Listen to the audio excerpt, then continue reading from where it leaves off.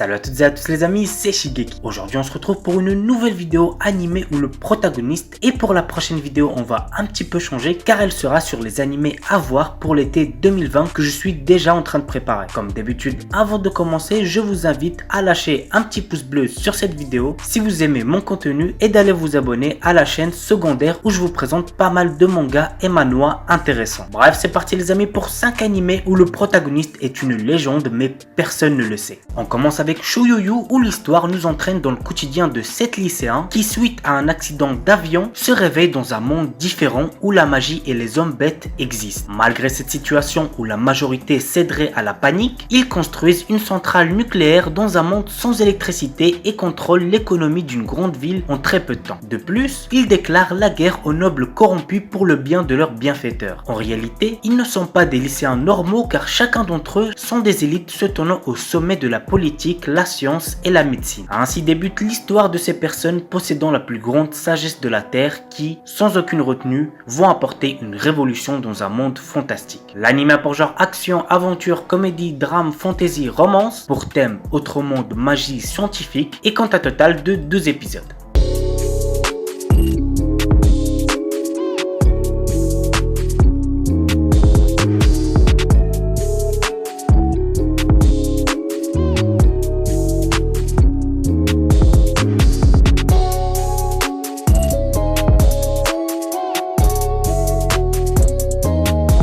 Garo The Animation. Alors Garo contient au total 3 séries mais on va se concentrer cette fois-ci que sur la première parce que c'est la seule que j'ai regardée, mais ça reste entre nous, et que j'ai bien kiffé. Voici le résumé. L'histoire prend place dans le royaume de Valiente qui ressemble à l'Espagne au cours de l'Inquisition espagnole. L'ordre Mackay est en pleine crise. Le roi malade, manipulé par son vice-conseiller Mendoza, lance une véritable chasse aux sorcières. Pendant cette chasse menaçant les chevaliers et prêtres Mackay, une prêtresse enceinte est arrêtée et condamnée au bûcher. Alors que tout brûle, la prêtresse donne naissance à son fils en échange de sa vie. Le père de l'enfant, un chevalier Mackay, brave les flammes et sauve son fils avant de disparaître. Bien des années plus tard, l'enfant est devenu un jeune homme de 17 ans nommé Leon Lewis, le protagoniste de la série, qui détient maintenant l'armure d'or Garo. Mais pendant ce temps, Mendoza a étendu son influence permettant aux Horrors, des créatures pouvant prendre une forme humaine, pour mieux les manipuler et les manger. Alors je vous avais dit que j'avais kiffé, c'est vrai, mais sauf qu'au début quand j'ai commencé ce n'était pas trop le cas puisque l'histoire n'avançait pas trop, mais par la suite ça a été un régal. J'espère vraiment que les autres séries Garo sont aussi bien car je compte bien les regarder par la suite. L'anime a pour genre action surnaturelle, pour thème démon et compte un total de 24 épisodes.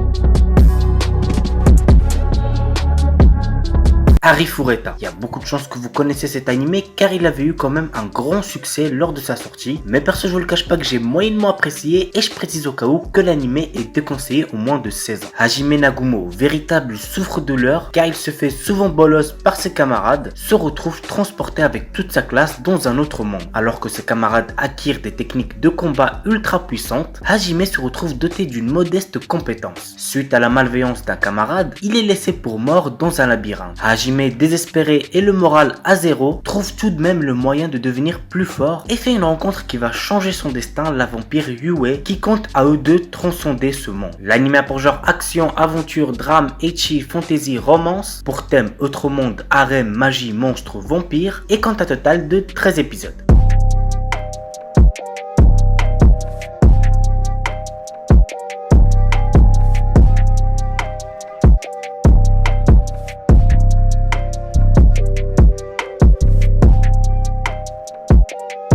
Hatage Kemono Michi, Shibata Genzo, catcheur professionnel et passionné d'animaux, se retrouve transporté dans un autre monde où l'accueille une princesse qui lui demande de la débarrasser des bêtes démoniaques qui rôdent dans son monde. Genzo accepte sa requête et part exterminer toute bête démoniaque qu'il croise sur son chemin. Et là je viens de vous raconter totalement n'importe quoi puisque Genzo a fait tout le contraire. Suite à la demande de la princesse, Genzo s'est fâché et il lui a fait une prise de catch bien vénère. Et du coup, au lieu d'exterminer les monstres de ce monde, Genzo décide d'ouvrir une boutique pour animaux et monstres de compagnie. L'anime a pour genre comédie fantastique tranche de vie, pour thème animaux, monde parallèle, monstres, et compte un total de 12 épisodes.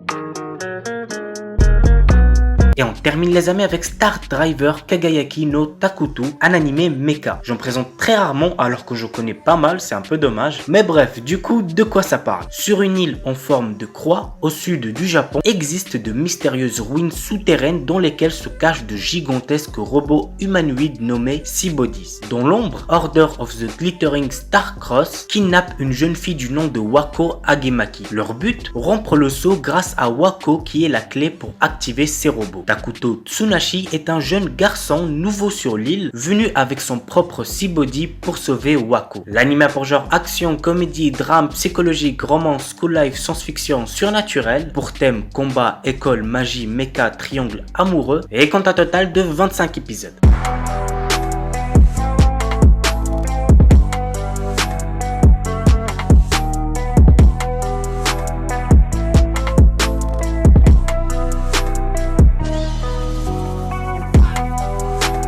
Voilà les amis, c'est tout pour la vidéo 5 animés où le héros est une légende mais personne ne le sait partie 2. J'espère que ça vous aura plu et à très vite pour la vidéo sur les animés de cet été. Sur ce, ciao tout le monde, portez-vous bien, c'était Shigeki.